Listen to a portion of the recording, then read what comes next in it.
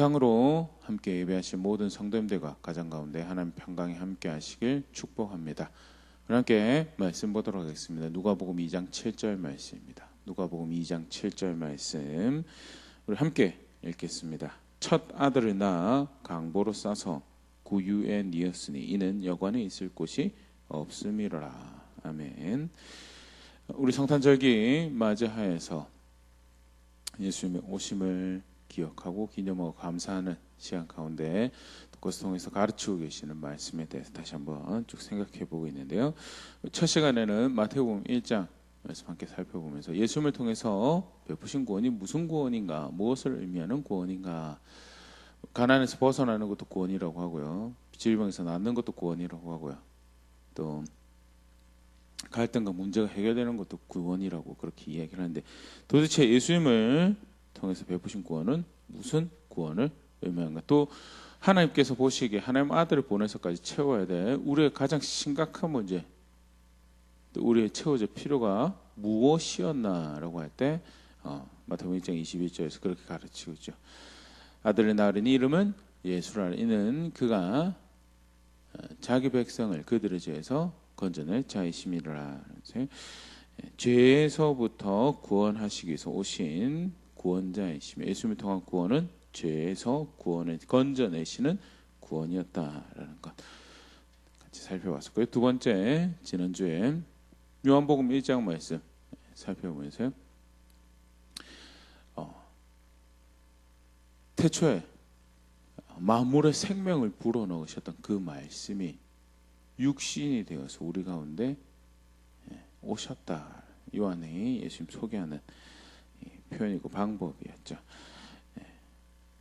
말씀대로 오셔서 구원이 되시고 소망이 되신 예수님에 대해서, 그래서 다름 아닌 그 하나님 말씀이 복음이고 구원인 것에 대해서 분명히 가르치고 있는 부분 또 다시 생각해보고 살펴봤고요. 오늘은요, 누가복음 2장에 묘사하고 있는 우리 장면 함께 살펴보면서 또 예수님의 오심을 기억하고 기념하는 가운데 가르치고 있는 부분들을 함께 생각해 보려고 하는데요.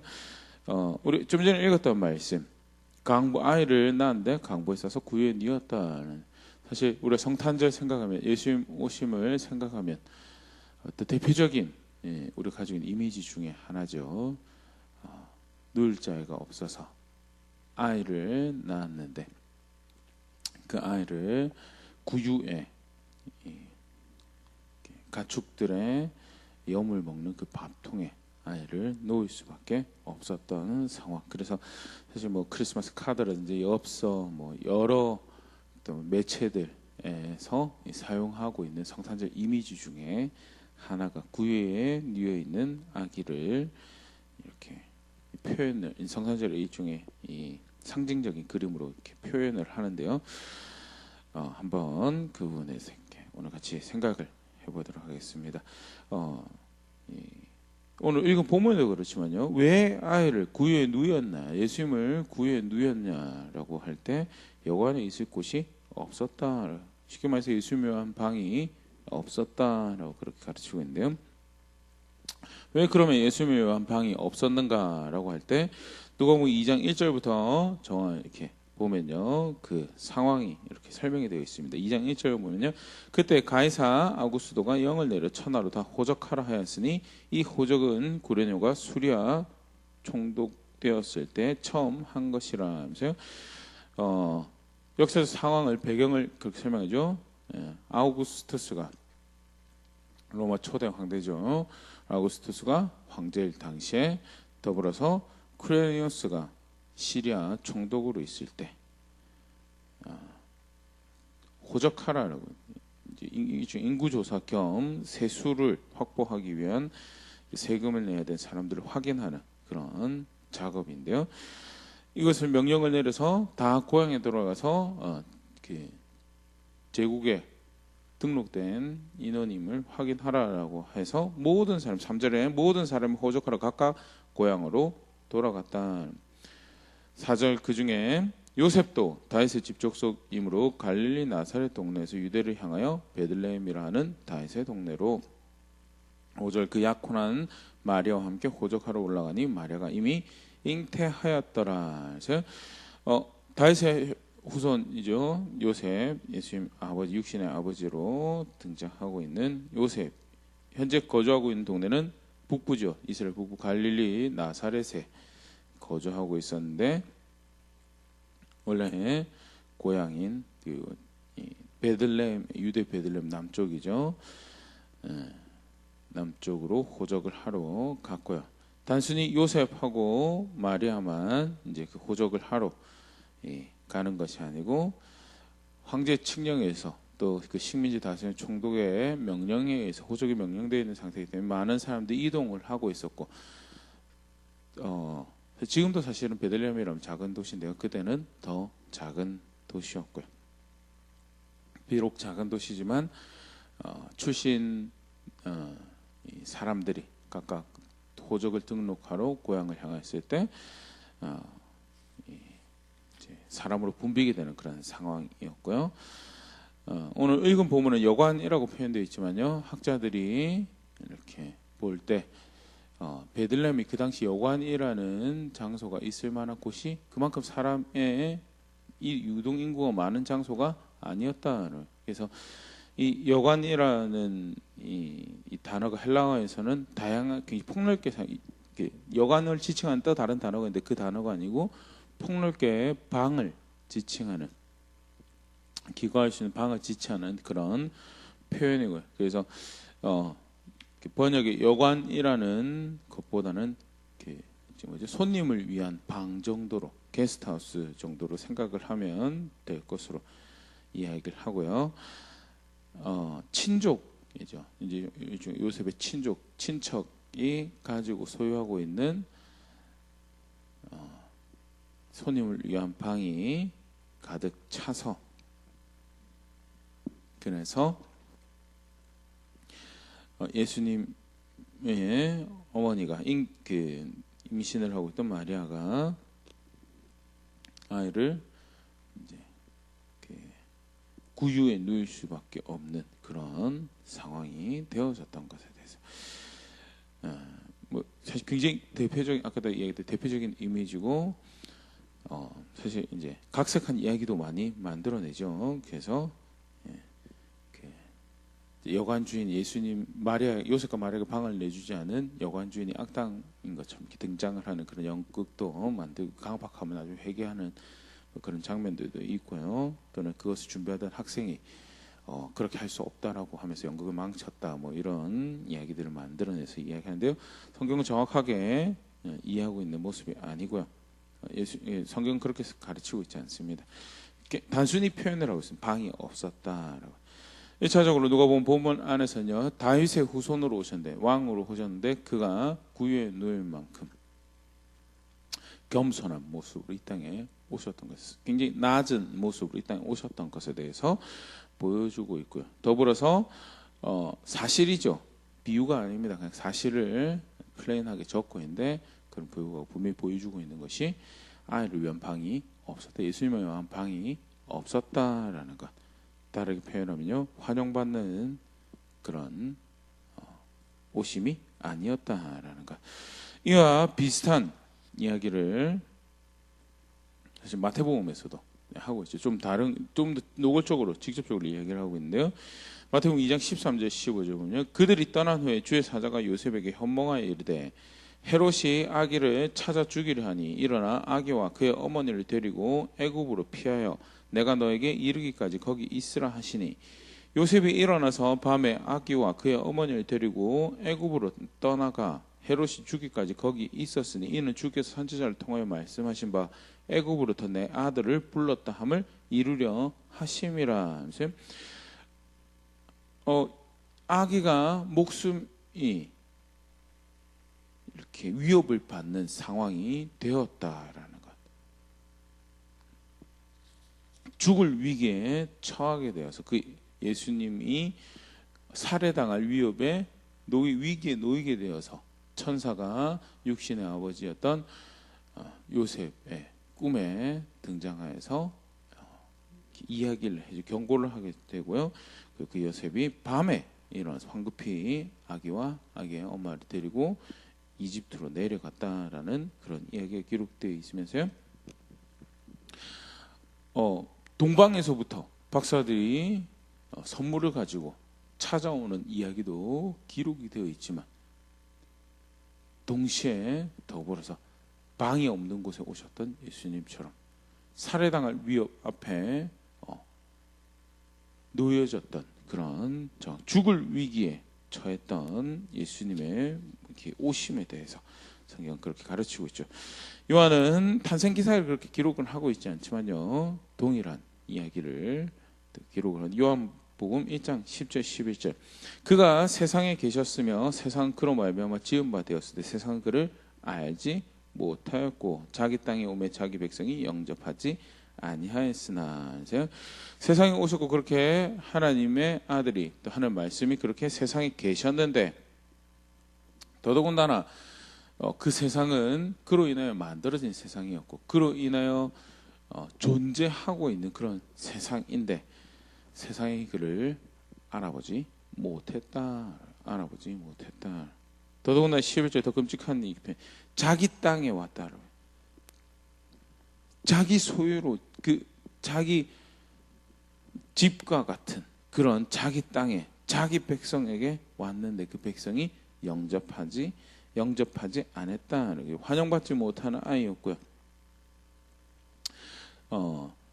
또 일종 아까 헤롯 같은 경우에는 거절당한 그런 자리에 오신 예수님이었다라는 중요하게 또 예수님 탄생 기사를 이야기할 때 다루고 있는 성경의 가르침이죠. 근데 아까도 한 가지 얘기 들었던 것처럼요, 동방에서부터 선물을 가지고 오는 그런 자들도 있을 거예요. 성경은 그렇게 가르치고 있습니다. 예수님이 오시면 큰 기쁨의 소식이다라는 것. 우리가 보고 있는 누가복음 2장에서도요, 방이 없었던 모습과 더불어서 함께 소개하고 있는 것이 들판의 목자들에게까지 미쳐지는 큰 기쁨의 소식이다라는 거예요. 누가복음 2장 8절에서부터 14절 조금 길긴 한데 그래도 같이 말씀 보면요, 그 지역의 목자들이 밤에 밖에서 자기 양떼를 지키더니 주의 사자가 곁에 서고 주의 영광이 그들을 두루 비치매 크게 무서워하는지라. 천사가 이르되 무서워하지 말고 보라, 내가 온 백성에게 미칠 큰 기쁨의 소식을 너에게 전하노라. 오늘 다윗의 동네에 너희를 위하여 구주가 나셨으니 곧 그리스도 주시니라. 너희가 가서 강보에 쌓여 구유에 누워 있는 아기를 보리니 이것이 너에게 표적이니라 하더니 호련히 수많은 천군과 그 천사들과 함께 하나님을 찬송하여 이르되 지극히 높은 곳에서는 하나님께 영광이요 땅에서는 하나님이 기뻐하시는 사람 중에 평화로다 하니라. 아멘.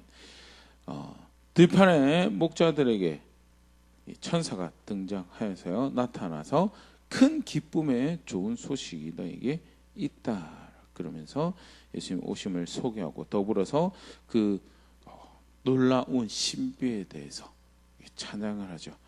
하나님 지극히 높은 곳에서 하나님께 영광이요 땅에서 하나님이 기뻐하시는 사람 중에 평화로다. 이 또한 구유에 누워 있는 아기와 더불어서 유명한 크리스마스 성탄절의 장면인데요, 실상은 사실 이렇게 많이 아름답지는 않은 그런 모습이. 우리 사실 이 목자들 생각할 때 순진한 사람들, 순박한 사람들, 들판에서 양들과 함께 사는 마음이 깨끗한 사람들 이렇게 생각할 수 있는데요, 학자들에 의하면요, 그 시대 목자들은 또 목동들은요, 조금 이렇게 사회적 지위가 낮은 사람들이고 신뢰받지 못하는 사람들은, 심지어는 법정의 증인으로 채택이 이렇게 되지 않는 그런 사람 중에 하나였다라고 그렇게 합니다. 왜 그런 거 하니 사실은 이제 목동을 그래도 하려고 하면 어느 정도 건강이 받쳐줘야 되는데 그런 건강을 가지고도 다른 뭐랄까요, 고급스러운 기술이라든지 또 충분한 지식이 없어서 사회에 기여하는 그런 일들을 하지는 못하고 결국 그들이 할 수밖에 없는 일은 들판에 나가가지고 몇 개월 동안 동물들이랑 지내며 이렇게 위탁받아서 이제 여러 집들의 양들을 돌보고 하는 그런 일들을 했었던 것에 대해, 그래서 사실은 굉장히 이렇게 하등한 일을 하는 것으로 여겨졌던 것이 목자들이고, 더불어서 들판에 나가서 있으면서 이제 가끔 이제 양이 죽거나 돌보던 동물이 죽었을 때 이 동물이 죽은 것이 목동이 자기들이 잡아먹어서 없어진 건지, 또는 진짜 실제 동물이 죽여서 상한 건지, 아니면 그 목동 이렇게 동물이 말을 듣지 않아서, 목동이 말을 듣지 않아서 불의 사고로 죽게 된 것인지 알 수가 없고요. 그러니까 그런 차원에서 또 이렇게 많이 속이는 일들도 발생을 했었기 때문에 이 목동들을 믿을 수 없는 사람들, 그들의 말을 믿을 수 없는 사람들, 이런 이미지를 가지고 있었던 것이 당시 목자들이었던. 쉽게 말해서 사회적으로 또 관계적으로 그렇게 기뻐할 만한 소식들이 별로 없는 그런 계층들이죠. 그런데 예수님의 오신 소식은, 구유에 누워진 아기는 그들에게 조차도 기뻐할 소식으로 전해진 소식. 너희가 기뻐하라. 가장 낮은 자리에 있는, 어떻게 보면 가장 기뻐할 일이 별로 없는, 여러 가지 상황적으로부터 기뻐할 일이 별로 없는 너에게도 기뻐할 만한 소식이다라고 전해지는 이야기가 예수님의 구주에 오신 소식이다라는 거. 더불어서 사실 누가가 이런 부분에 조금 더 이렇게 집중을 이렇게 의도적으로 표현을 하면서 이렇게 복음서를 쓰고 있는데요. 목자와 더불어서 또 낮은 계급의 자들이었죠. 진중에 함께 교제하고 함께 즐거워할 만한, 마을에 거하면서 함께 즐거워할 만한 하나님 백성으로 취급받지 못하던 사람들, 세리와 죄인들. 그런데 예수님은 세리와 죄인들의 친구로 오신 분이시고 그들의 기쁨이 되시는 분이시다는, 누가복음 7장 34절, 인자는 와서 먹고 마시매 너희 말이 보라, 먹기를 타먹고 포도주를 즐기는 사람이요 세리와 죄인의 친구로다 하니. 목자들에게도 기쁨 소식으로 오신 예수님뿐만 아니라요, 세리와 죄인들의 친구로 오신 그런 예수님이시고, 세리와 죄인, 목자들과 더불어서 또 그 사회에서 어떻게 보면 이제 진 밖에 거해야 되는 사람들이, 나병 환자들, 한센병 환자들에게도 기쁜 소식으로 오신 분이시다라는 것. 누가복음 5장 12절 13절, 예수께서 한 동네에 계실 때 온몸에 나병 들린 사람이 있어 예수를 보고 엎드려 구하여 이르되 주여 원하시면 나를 깨끗하게 하실 수 있나이다 하니, 예수께서 손을 내밀어 그에게 대시며 이르시되 내가 원하는 이 깨끗함을 받으라 하시되 나병이 곧 떠나니라. 병이 낫는 것도 사실은 기뻐할 만한 이야기이지만요, 앞에 표현이 더 사실 놀랍죠. 내가 원한다. 내가 원한다. 그게 기쁨의 소식이고요. 들판의 목자들, 세리와 죄인들, 나병 환자, 어떻게 보면 사실 흔히 말하는 사람 대접 못 받고 기뻐할 만한 일이 별로 없다라고 여겨지는 그 사람들에게, 아니 기뻐할 일이 있다. 무엇이 기뻐할 일이? 예수님이 오셨다는, 예수님이 자기 백성을 위해서 그렇게 오셨다라는 것이 그들의 기쁜 소식이 된다는. 더불어서 사실 다른 복음서에도 그렇게 소개되어지고 있지만요, 누가복음은 이방인에게도 기뻐할 소식이 전해졌다는. 누가복음 6장 17절, 예수께서 그들과 함께 내려오사 평지에 서시니 그 제자의 많은 무리와 예수의 말씀 듣고 병 고침을 받으러 유대 사방과 예루살렘과 두로와 시돈의 해안으로부터 온 많은 백성도 있더라는. 유대 사방과 예루살렘은 본백성이 거주하는 지역이죠. 그런데 거기에서만 기뻐하고 거기에서만 예수님께 나오는 것이 아니고, 원래 그 이방인의 지역이죠. 대대로는 두로와 시돈, 블레셋 지역이기도 했고요. 그다음에 요즘 아합의 아내였던 이세벨의 홈타운이죠. 두로. 이방인의 지역이고요.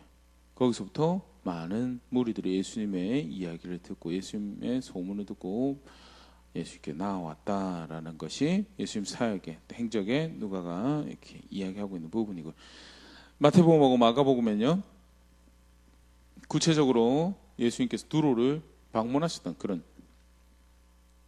일도 기록이 되어 있습니다. 마가복음 7장 24절을 보면 그 수로보니게 여인이 예수님께서 두로에 방문했을 때 이방인이고 헬라인이고 수로보니게 여인이었다라고 보면 그렇게 소개를 하고 있는데요. 예수님께 나왔다 그런 일이 기억이 되어 있으면서요. 큰 기쁨의 소식이 누구에게 미쳐졌느냐? 진 밖의 사람들이죠. 울타리 밖의 사람, 소망 밖의, 약속 밖의 사람들에게도 미쳐지는 큰 기쁨의 소식이 예수님께서 오셨다라는 그런. 더불어서 이방인보다는 좀 낫지만요. 사실은 이제 또 좀 다른 측면에서 어떻게 보면 이렇게 기뻐할 소식 바깥에 있는 그런 사람들이 어린아이죠. 누가복음 18장 15절 17절 보면요. 15절 말씀 보면 사람들이 예수께서 만져주시면 바라고 자기 어린 아기를 데리고 오매 제자들이 보고 꾸짖거늘. 어린 아기를 데리고 오는 것을 보고 제자들이 꾸짖었다. 정황상 어린아이가 이 위대한 선생님 가까이 오는 것에 대해서 환영받지 못하는. 근데 예수님이 그렇게 16절 예수께서 그 어린 아이들을 불러 가까이 하시고 이르시되 어린 아이들이 내게 오는 것을 용납하고 금하지 말라. 하나님 나라가 이런 자의 것이니라. 17절 내가 진실로 너에게 이르노니 누구든지 하나님 나라를 어린아이와 같이 받아들이지 않는 자는 결단코 거기 들어가지 못하리라 하시니라. 중요한 일에 위대한 일에 성숙한 사람들이 하는 일에 환영받지 못하는 어린아이 같은 또는 어린아이에게도 미쳐지는 큰 기쁨 소식이 뭐냐? 예수님이 오셨다라는 거고요. 오늘 2장 본문에서는 그것이 대표적으로 이제 목자라는 캐릭터를 통해서 그렇게 소개가 되어지고 있죠. 아니 한쪽 측면에서는 이렇게 목자들에게도 흔히 말하는 그 사회에서 낮은 또는 어린 성숙하지 못하다고 이야기되어지고 그런 기쁨을 함께 나눌 자격이 없다라고 여겨지는 세리와 죄인들 심지어 이방인에까지도 기뻐할 소식이 예수님께서 오셨다라는 것인데 그런데 왜 한쪽 측면에서는 방이 없었다라고요.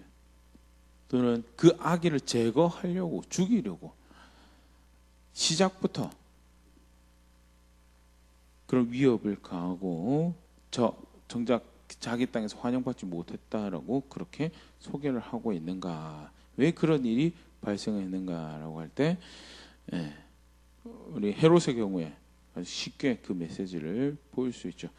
자신이 왕이어야 되거든. 어떻게 내가 그 자리까지 올랐는데 또 다른 왕이 나타났느냐를 여전히 자신이 왕이어야 돼. 자신이 주인이어야 되고 자기가 결정권자여야 되고 그 마음에 흡족한 것을 이루기 위해서 자기뿐만 아니라 자기가 동원할 수 있는 모든 권력과 힘을 이용하여 자기가 원하는 것을 위해서 그렇게 여전히 내가 왕이어야 되는데 왕이 태어났다고 하니까 그 예수님을 기뻐할 수 없죠. 그래서 사실 그 마태복음 2장에 보면 헤롯이 동방에서 온 박사들한테 교묘한 꾀를 씁니다. 아기를 가서 베들레헴에 가서 발견을 하거든 나에게도 알려달라라고. 나도 가서 경배하려고 한다. 근데 나중에 정작 드러난 것은 그 경배할 의도를 가지고 이야기했던 게 아니죠. 마태복음 2장 16절 이에 헤롯이 박사들에게 속은 줄 알고 심히 놓아여 사람을 보내어 베들레헴과 그 모든 지경 안에 있는 사내 아이를 박사들에게 자세히 알아본 그때를 기준하여 2살부터 그 아래로 다 죽이니. 끔찍한 일이 벌어집니다. 그 예수님을 죽이기 위해서 자기 백성들을 자기 손으로 죽이게 되는. 사실 어린 아이를 잘 보살피지 않고 돌보지 않고 어린 아이를 바르게 양육하지 않는 건 자기의 미래를 제거하는 거죠. 미래를 단순히 그냥 사랑하는 사람을 함부로 대했다는 이상이죠. 사실 미래가 없는 선택, 굉장히 어리석은. 그리고 어린 아이를 존중할 줄 모르고 바르게 양육하지 않고 바르게 교육하는 것에 마음을 들이고 생각을 들이지 않는 사회는 또는 그런 시스템은요, 미래가 없는 사회고 미래가 없는 나라고요. 이게 뭐 여담이지만 안창호 선생님이 독립운동하면서 한쪽 측면에서는 폭력을 사용하셔서 테러를 통해서 독립의 염원을, 이렇게 우리는 일본의 하나가 된 국가가 아니고 다른 민족이고 다른 나라고 다른 목소리를 내기 원하는 나라인 것을 일본에게 어필할 뿐만 아니라 국제사회에 계속 어필하는 그런 독립운동을 하는 그런 이렇게 무리가 있었죠. 근데 안창호 선생님 위시하에서 나라의 미래는, 진정한 우리가 독립할 수 있는 힘은 교육에 있다라고 해서, 교육이 굉장히 이제 같은 맥락이죠. 근데 다시 본래 내용으로 돌아와서요. 헤롯이 자기 손으로, 물론 베들레헴 한 지역이니까 내가 몽땅 다 하고 내가 왕 돼야 되라는 생각을 할 수도 있는데요. 예전에 그 하나님 백성이 그렇게 죽인 하나님 백성의 아기들을 그렇게 죽인 그 사건이 이집트 바로, 특히 모세가 태어나던 이 정황에서 이 모습을 연상하게 하는 그런 모습이, 하나님과 하나님 백성이 대적하는 자가 대표적 스스로가 왕이 되어야 되겠다고 하는 그 은혜를 기억하려고 하지 않는, 스스로 왕이 되려고 하는 무리가 했던 그 일을 똑같이 하나님 백성들의 왕이라고 하는 자가 하는 그런 모습을 보일 수 있고, 굉장히 끔찍한 일이 벌어지면서 하나님을 그렇게 대적하였던 것이, 왜? 그들을 구원하시기 위해서 오셨다라고 하는데, 오늘 우리가 함께 살펴본 것처럼 모두가 그렇게 기뻐할 큰 기쁨의 소식이라고 하는데, 왜 이렇게 여전히 자신이 왕이 되어야 되기 때문에. 두 번째, 왜 기뻐할 수 없었는가라고 할 때요, 요한의 경우에 요한복음 5장에서 예수님의 말씀을 이렇게 기록하면서 왜 자기 백성들이 그 구원자를, 그 왕을 영접하지 않았는가. 요한복음 5장 37절 39절에 또한 나를 보내신 아버지께서 친히 나를 위해 증언하셨느니라. 너희는 아무 때에도 그 음성을 듣지 못하였고 그 형상을 보지 못하였으며 그 말씀이 너희 속에 거하지 아니하니 이는 그가 보내신 이를 믿지 아니함이라. 너희가 성경에서 영생을 얻는 줄 생각하고 성경을 연구하거니와 이 성경이 곧 내게 대하여 증언하는 것이니라. 하나님 말씀 사랑하지 않아서요. 하나님 말씀이 너희 속에 거하지 않아서 예수님 영접하지, 예수님 받아들이지 못해, 예수님 믿지 못한다라고. 하나님 말씀 사랑하지 않고 하나님 말씀 따르려고 하죠. 바리새인들 입장에서는 무슨 소리냐, 우리만큼 말씀 연구하고 말씀 사랑하는 사람이 연구하고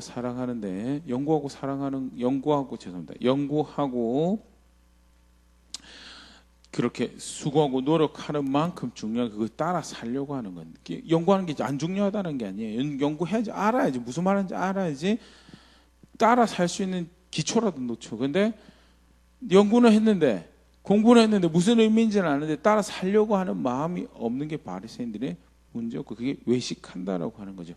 예수님 그것을 말씀이 너희 속에 거하지 않는다라고. 그래서 예수님 영접하지 못하고요. 그 말씀하신 대로 오신 기뻐해야 될 메시아를 기뻐하지 못한다. 나아가서 그것은 37절에도 그렇게 표현되겠죠. 하나님 모르기 때문에 그렇다.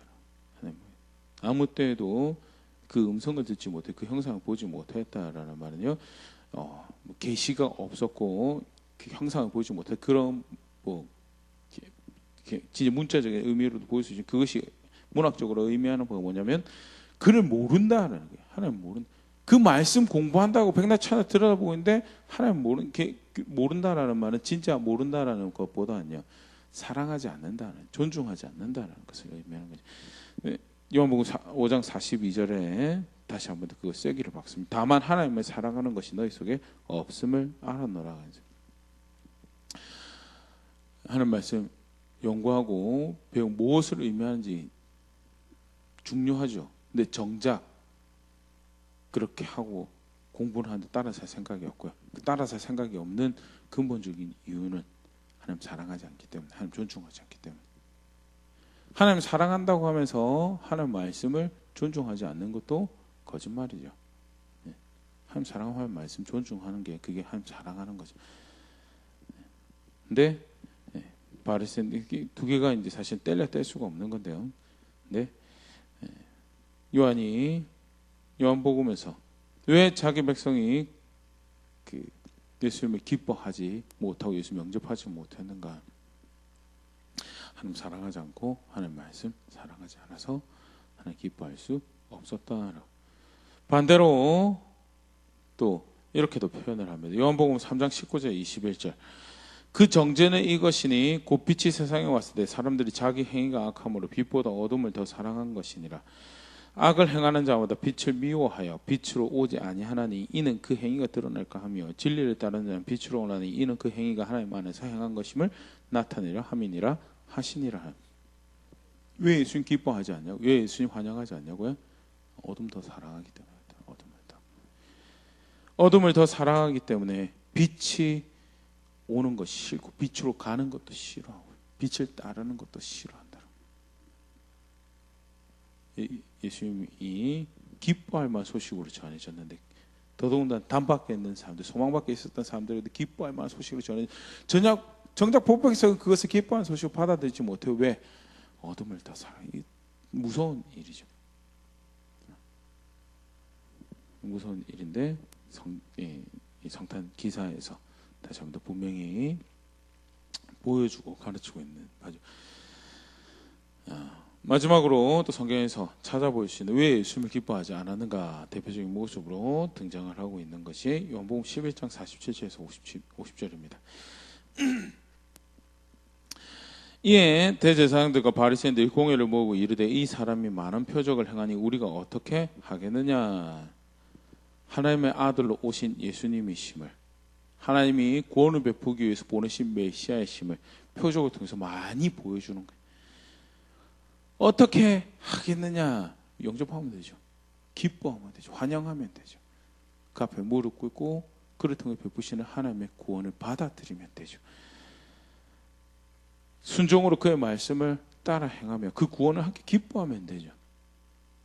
무엇이 증거가 이렇게 많은데 왜 이게 문제가 되느냐? 48절. 만일 그를 이대로 두면 모든 사람이 그를 믿을 것이요 그리고 로마인들이 와서 우리 땅과 민족을 빼앗아 가리라 하니.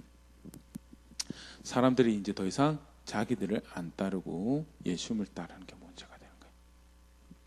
그러니까 쉽게 말해서 자기들이 원하는 구원은, 자기들이 원하는 행복은 죄로부터 건져내어, 예수님을 믿고 죄로부터 건져내어져서 죄와 사망과 마귀의 종되었던 자리에 살아가는 것이 아니고 하나님의 백성으로 하나님 종으로 살아가는 그게 아니라 사람들이 자기를 따르고 와서 로마인들이 와서 우리 땅과 우리 민족을 빼앗아가리라. 여기 우리 땅과 우리 민족은 자기들의 포지션이죠. 자기 사람들을 의미하는 거예요. 진짜 백성들을 걱정했다는 것보다는요.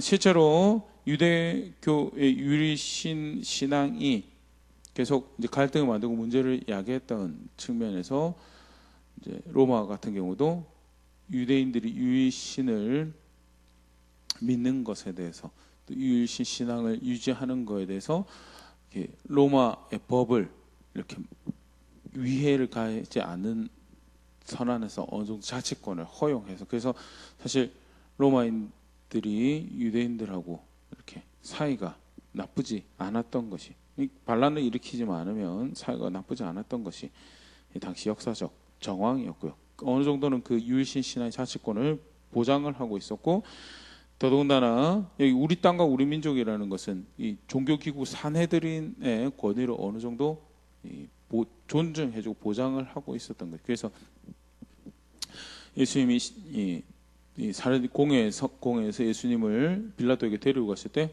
종교적 문제면 니들이 알아서 해결하지 왜 데리고 오느냐는 이야기가 사실은 이제 로마와 유대인들이 가지고 있었던 그런 관계를 보일 수 있고 그거 빼앗기고 싶지 않은 거야. 그 기득권을.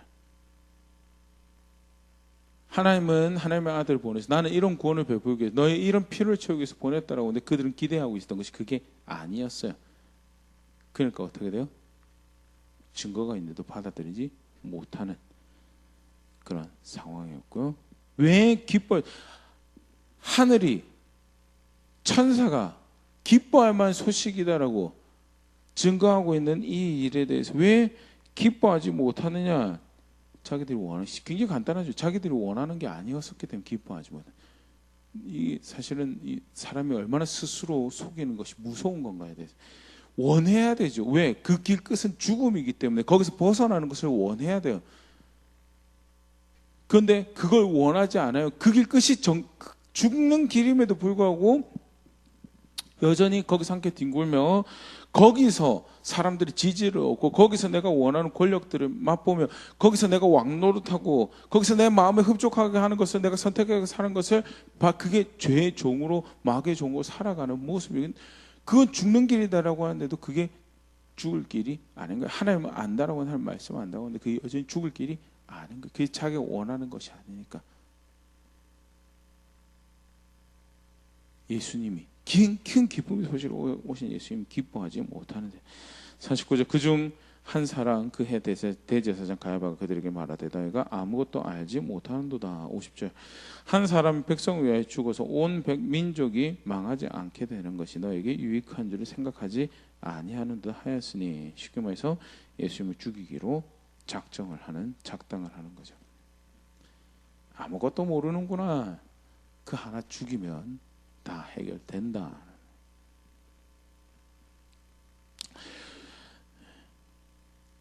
기뻐할 수 없는 백성의 모습들이 이렇게 소개가 되어지고 있는데요. 굉장히 흥미롭죠. 사실 다 기뻐해야 될 소식인 것 같은데 근데 성경은 그렇게 가르치고 있지 않아요. 물론 다 기뻐해야 될 소식인데 사람은 여전히 어둠을 더 사랑하고 있고 자기가 원하는 것을 그 마음을 어둡게 하고 생각을 어둡게 쫓아가고 다름질을 하고 있는 사람은 그 기뻐할 소식에 기뻐하지 못하더라. 여전히 자기 자신이 왕이 되어야 되기 때문에 그 기뻐할 소식에 기뻐하지 못하더라라는 이런 안타까운 일이 예수님이 이 땅에 오셨을 때 벌어진 일이었다는. 그래서 예수님은 도망 다니셔야 했고 환영받지 못한 자리에 오셨어야 했다라는 거. 다시 간단하게 성탄 기간에 또 성탄 이 사건과 관련해서 가르치고 있는 바에 대해서 함께 생각해봤는데 한번 돌아볼 수 있으면 좋을 것 같습니다. 기뻐할 소식으로 예수님이 오신 걸 나는 그렇게 기뻐할 소식 그 일을 알고 받아들이고 또 기뻐하고 있는가? 왕이 오셨음을 그렇게 기뻐하고 있는가? 왕이 오셨으면 기뻐한다는 것은 내가 이제 왕자리에서 내려와야 되는 것을 기뻐하는 거죠. 내가 내 마음대로 할 수 없는 것을 내가 내 마음에 원하는 것을 쫓아 살지 않아야 되는 것을 기뻐하는 거죠. 막상 인간적인 계산이 그게 기뻐할 만한 일이 아닌 것 같은데 그런데 예수님께서 오셔서 행하신 그 구원을 아니까 그게 기뻐해야 돼. 내가 내 자리에서 내려올 수 있, 내가 그 왕자리에서 내려올 수 있음에 기뻐해야 되고 그리고 내가 원하는 것보다 그가 원하는 것을 그가 무엇을 기뻐하시는지를 헤아려 그걸 따르고 그걸 쫓아가는 것을 기뻐해야 되는 것이 그 기쁨인 것을 그게 복음을 아는 거고 하나님을 아는 거고 예수님을 아는 거죠. 다시 말씀 앞에서 돌아보면서요. 정말 그 기뻐할 소식 기뻐하고 있는지 그렇게 환영하고 있는지 한번 돌아볼 수 있으면 좋을 것 같고요. 더더군다나 교회라고 예수를 믿는다라고 하는데 21세기 아니 2020년 12월 오늘을 살아가는 내 걸음에서 그 기뻐할 예수님을 기뻐할 소식을 그렇게 기뻐하고 있는 다시 한번 돌아볼 수 있으면 좋을 것 같고요. 혹여 여전히 왕이 되기 원해서 여전히 어둠을 사랑하고 있어서 여전히 내가 원하는 내 마음에 내 감과 기쁨이 되는 것을 그것을 흡족시키고 원하는 선택들을 나의 모든 노력을 기울여서 그것을 행하는 것을 기뻐하기 때문에 정작 예수님을 기뻐하지 못하고 그를 환영하지 못하고 그의 왕되심이 이렇게 부담스러운 소식이 되는 그런 모습도 혹은 그런 선택들이 혹에 있다면요. 다시 정직하게 돌아보면 돌이켜야 자리에서 돌이킬 수 있으면 좋을 것 같고요. 바른 선택을 만들고 스스로 조정해야 될 것들 앞에서 정직하게 설 수 있으면 좋을 것 같고요. 더불어서 이제 기뻐할 소식 그렇게 기뻐하며 존중하며 왕이 계심을 인정하는 구원자가 계심을 내가 구원이 아니고 구원자가 계심을 인정하는 그런 걸음들 하나씩 만들어가는 우리가 될 수 있으면 그렇게 함께 빚어진 교회 될 수 있으면 좋을 것 같습니다.